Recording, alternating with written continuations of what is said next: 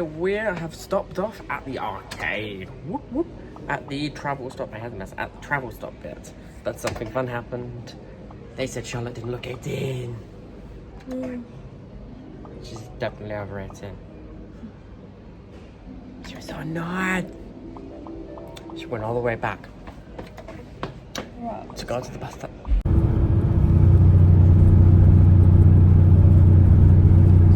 So it casts quite a gap through the downs. So we get across the bridge. We have then got a long steep climb up to the summit on our stretch of road, which will be a place called Whiteways Lodge.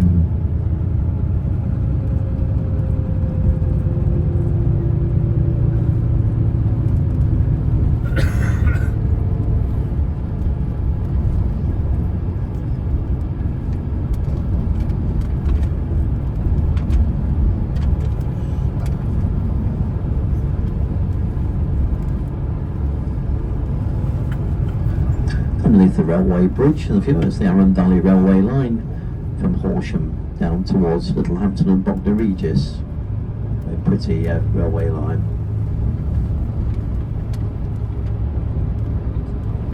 There's the right hand side of the coach, a little bit overgrown, but you might just see the driveway going off to that former Castle, Amberley Castle Hotel. Might be see some flagstaffs in the distance there on the right.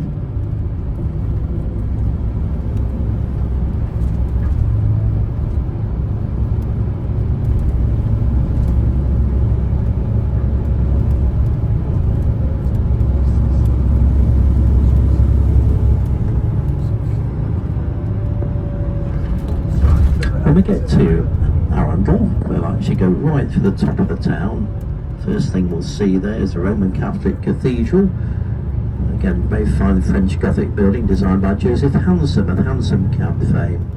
Then past on the left-hand side, St Nicholas Parish Church, which originally had the Fitzgerald Howard. Email from Team Bark, a helping hand for your summer projects from experts in Sheerness, a house with garden emoji. Find the right pro for you on Bark. And then can't fail to miss Arundel's rather fine castle. Then go down the hill, down towards the river, and down to the main coach park. Bear with us when we get there, because it probably will be quite busy down there.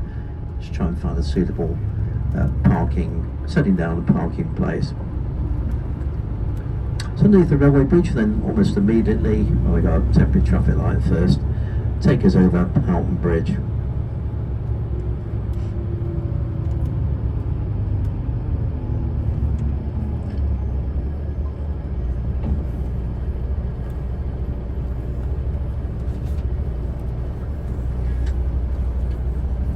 Try this express, keep it upright, see what we've got a bit late, achy right arm, but on the right, this little building here to the right, and the bridge in.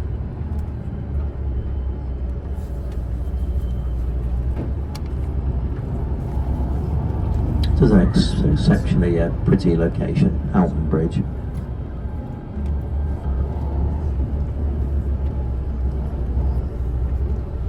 But has 2 or 3 channels. Comes to the main channel. The boat trips up to here from Arundel. Over on the left hand side there's a lot of shifting cells and very much a floodplain. When they built the railway across it, it's pretty difficult. There's the Amberley Wild Brooks. But to build the railway on a series of wooden rafts to try and keep it above the floodplain. We climb at the hill past the Georgian Dragon Inn. That's the one that had the elephant. Picture of the elephant getting his refreshment along with the rest of the circus. Charles II, after the Battle of Worcester, is where he came for refreshment too before he fled across into exile to France. Eventually sailed across to France from Shoreham Harbour as his last stopping point for a jar or two at the Georgian Dragon here at Houghton.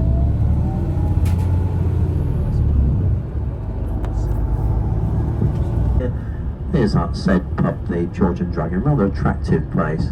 That'd be quite nice to stop now, wouldn't it there? Rather nice. Lovely floor displays.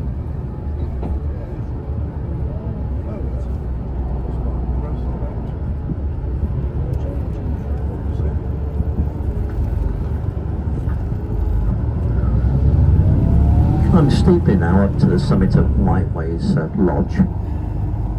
But Arundel has a rather sort of French feel to the town, like the typical French feel with there's certainly Roman Catholic Cathedral, its French Gothic architecture. So it's situated on a chalk bluff overlooking the winding part of the River Arun. And those on the left-hand side, they actually get some pretty stunning views. This is you would think you're in Sussex bit on this little stretch here. You might think you're part of the Scottish Highlands, just on the left there with the fine views.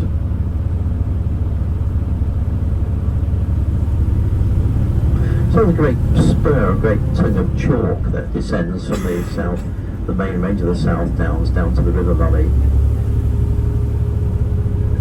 Saxons have chosen to defend the village called Bertham on the other side of the river.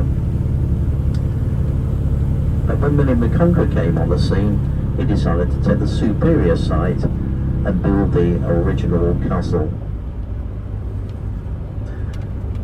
That castle originally was taken over and run by one Roger de Montgomery, who was William the Conqueror's cousin, as a reward really for his services during the Norman invasion. And Montgomery went on then to rebuild the castle, and also another one down at Chichester.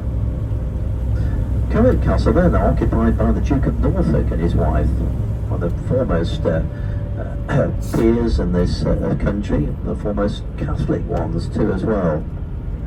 Castle was largely built in the 18th century, then again in the last decade of the 19th century. So what you're seeing really is very late Victorian, early Edwardian.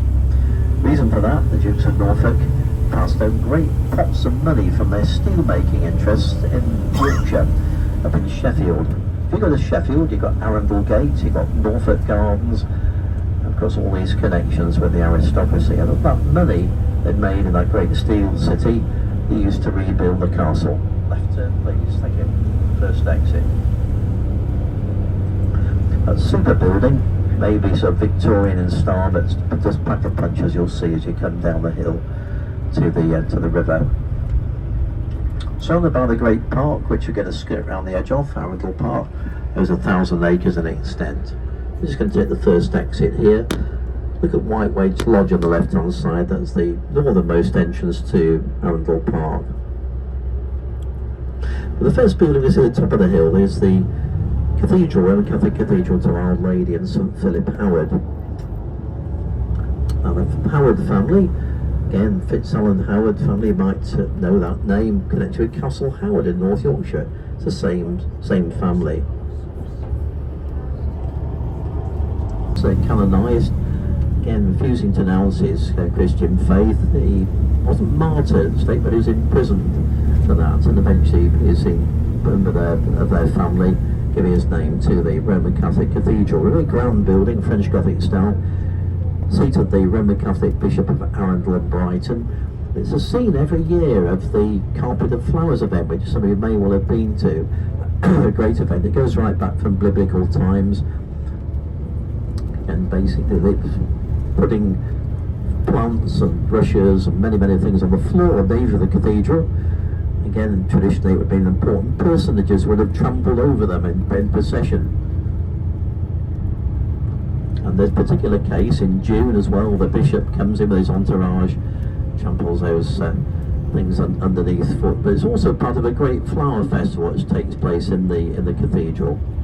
But Joseph Hanson, quite an interesting designer, all sorts of things, from hansom cabs, telephone boxes, right up to cathedrals as well. We'll see probably his tour de force at work at Arundel.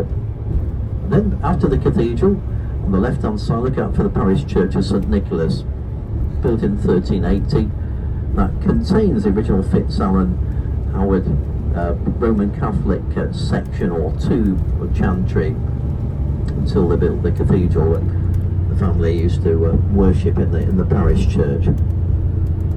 We come down the hill past the Norfolk Arms Hotel, point out a number of this of eateries, lots of little craft shops, antique shops, and then we come to the bridge, do a left turn, and then we'll see the new very good Arundel Museum.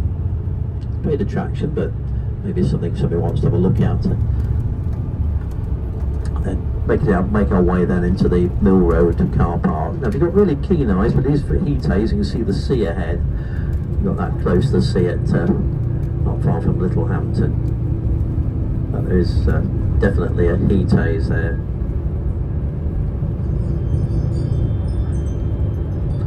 Yeah, haven't seen up the time there. 12, so you've done it.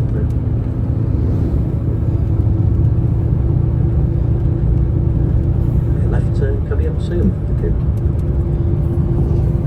Down by the river.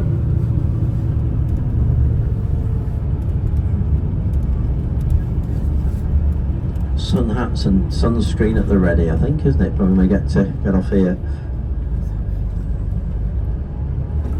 If I come this way, then you can see all the attraction at the top of the hill. A bit too hot unless you're really keen to come up to the upper slopes.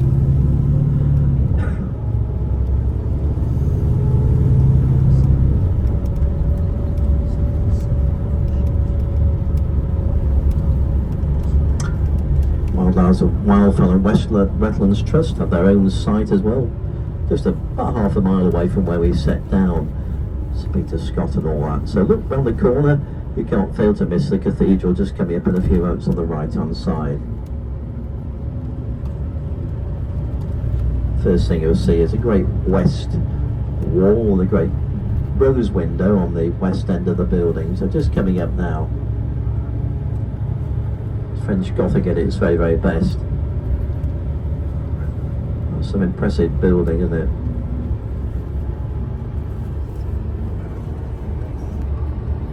A bit more boiler-bodied. You've got the St Mary's Gate in there as well. That's those lunches. So Vicar's Parish Church coming up in a few moments on your left-hand side.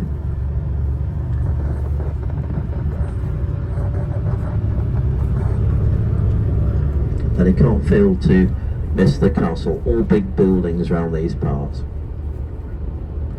There's St Nicholas Parish Church.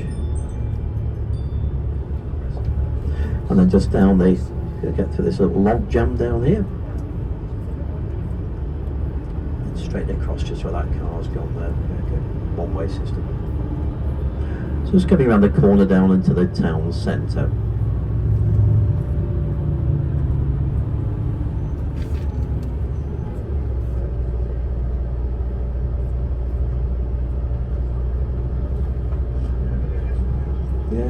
We've been there before. Yeah, it's great. Yeah, it's a great place. That's some mighty castle. Down the hill into what is a very compact town centre, but you haven't got to walk up the slopes to get to where you wide choice of eating places. Norfolk Arms Hotel on the left hand side, which comes up, it does lunches. A couple of really interesting side streets off to the right. The few moments, the first one goes down to an old chapel which is full of sort of crafts and antiques. And a number of eateries down there too as well. So there's Norfolk Arms Hotel just on the left. The street, Tarrant Street on the right there. And all this area around here down towards the river. So we're going just down the bottom, we're going to do a left turn. You've got toilet facilities at the coach park. Do bear with us because it will, I think it's almost inevitable, it will be busy.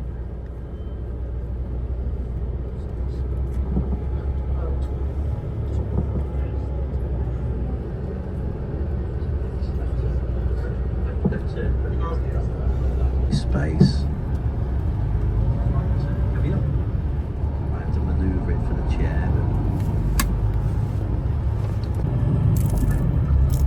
So coming to the Crossbush side of Arundel.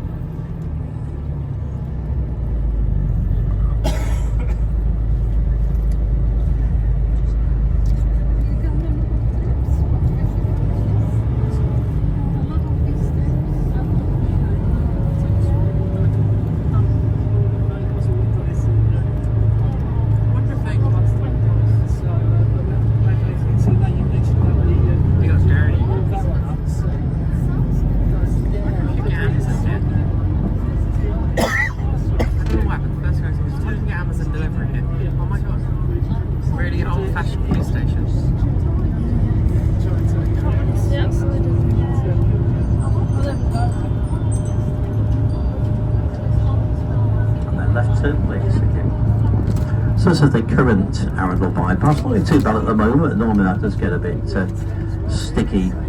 Actually good views from the bypass up to the town centre.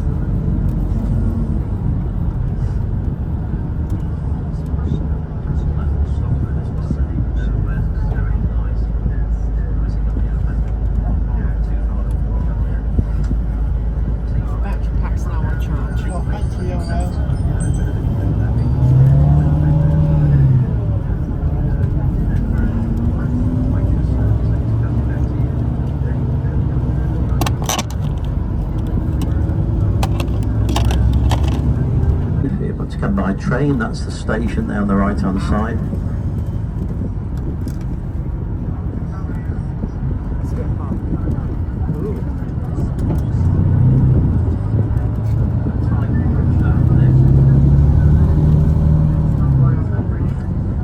That's always an interesting village there. It looks like Burpham, doesn't it? Burpham. That's not pronounced Burpham. Yeah, probably have to have a few fizzy drinks there. You go down there, won't you? Yeah, Burpham, they tend to pronounce it. Top of the hill, you'll see we join the dual carriageway, and you'll see the missing link. It's prepared for the start of the bypass, but all sorts of things have been conspired over the many years. As long as I can remember coming down here, it's been like this. I think most of the land owned by the Dukes of Norfolk, and also as well floodplain too as well. So quite an expensive construction, but at the season it really does need a proper bypass. So we head off to the left now and carry on the A27 dual carriageway, just a bit of a sprint, get us onto our next section of the route.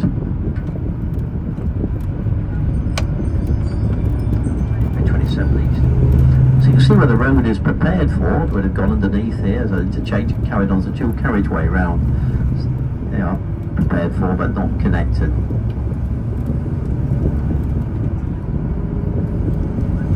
Funny though, I noticed yesterday, just said, oh, must be council.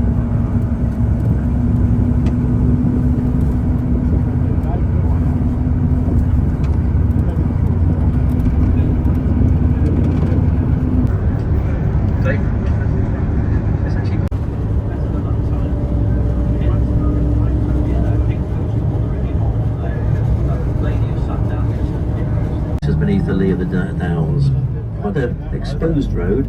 This is a created road in Victorian times. It was the Walker family who lived hereabouts, who'd lost lots of money in various business ventures on the south coast. Decided to have one last roll of the dice, one last investment. Well, they thought it'd be a good idea to produce a rival stagecoach service to the main route coming up from Worthing to London. So built this new road which we're travelling on. It's called the Long Furlong Road. It worked in terms of time, and eventually it finally bankrupted the Walker family. But it now runs as the modern A280, 280. Look at various points along the road, you'll see the turnpike houses or toll houses, where monies would have been collected for the various sections of the route. A very pleasant road, it runs beneath the great scarp slope of the Downs.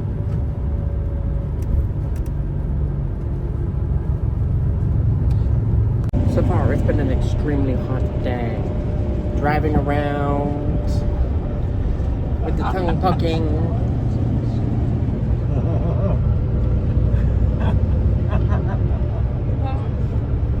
You say words.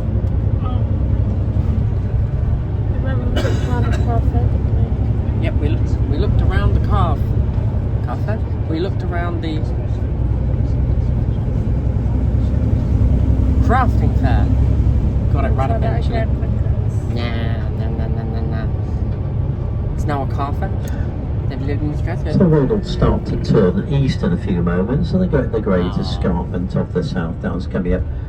Really does feel it taking you through the hills.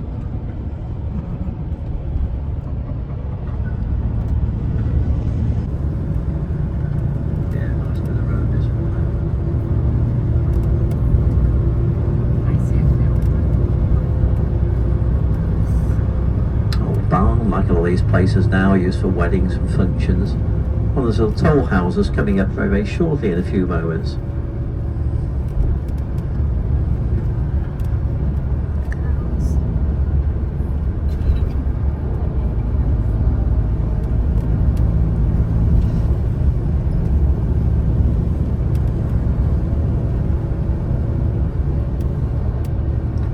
Interesting little building with a little sort of castleised effect on the right hand side here. There would have been a toll gate across here. This is where the road really sort of comes into its own.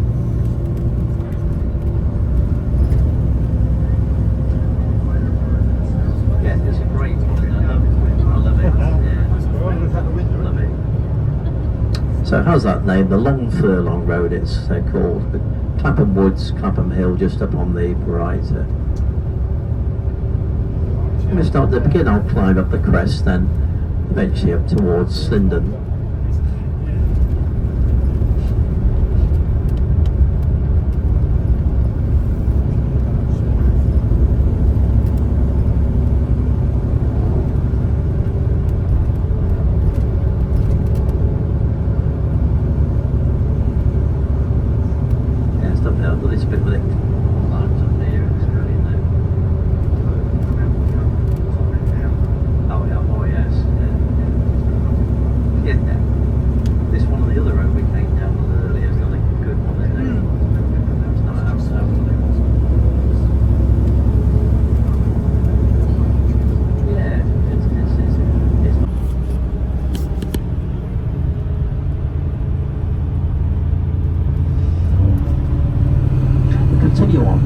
Findon Hill and on to Findon.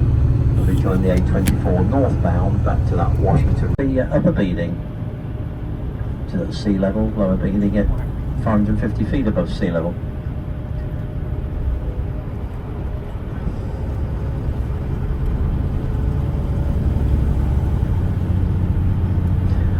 The hill straight ahead of us, known as Sisbury Ring, you might just see the beech trees on the top end of the hill, top right. Old Iron Age hill fort there, and that climbs up to about 680 feet above sea level. Left turn, please.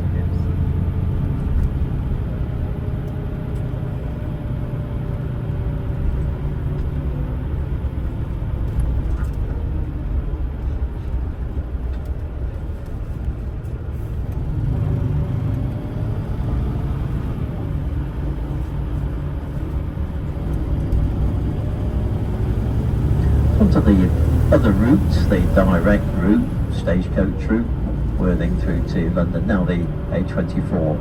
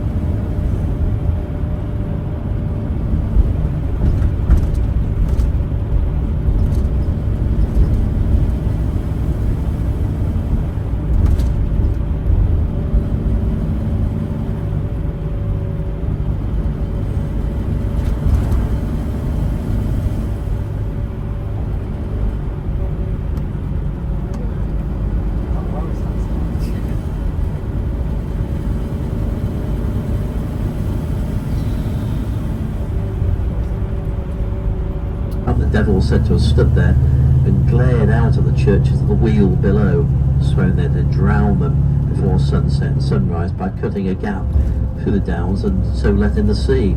Well, he set to work frantically gouging out great lumps from the chalk, despite the pleading of St. Cuthman of mum in your wheel and in your wheel by flame. He tried to stop the devil, carved an enormous gash, and almost completed his task with an old woman in the village of Punnings with a candle to see what was going on. And apparently the light of that candle scared the devil away, went away with a howl of rage, leaving the dyke unfinished. That's how Devil's Dyke came about. It is a beauty spot. It's a high point. We climb it to 702 feet above sea level when we get there, and particularly popular with Victorian visitors, including Queen Victoria, Prince Albert, many others who went up there. There's a railway line running up to Devil's Dyke from Hove, special branch railway. One time there's a funicular railway as well. It went up the north slope, that only ran for several years until about 1897. Won't go to the very summit because it's going to be frantically busy up there today. There's not a lot of turning space there by the pub. We'll go over the slopes. We'll still get some really good views on the roads that we'll take.